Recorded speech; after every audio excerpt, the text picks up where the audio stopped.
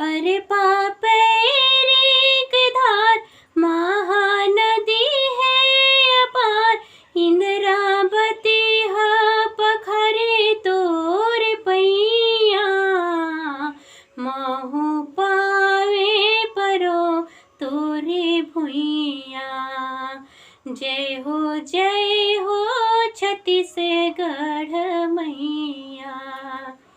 सोहे बिंदिया सही घाट डूंगरी पहाड़, सोहे बिंदिया सही घाट डूंगरी पहाड़।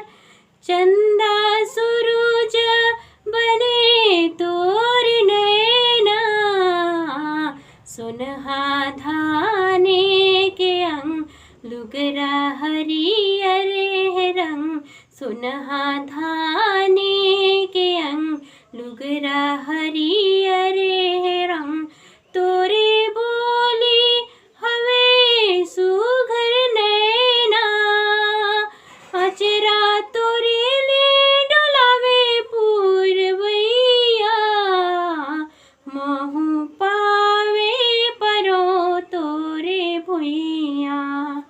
जय हो छत्तीसगढ़ मैया।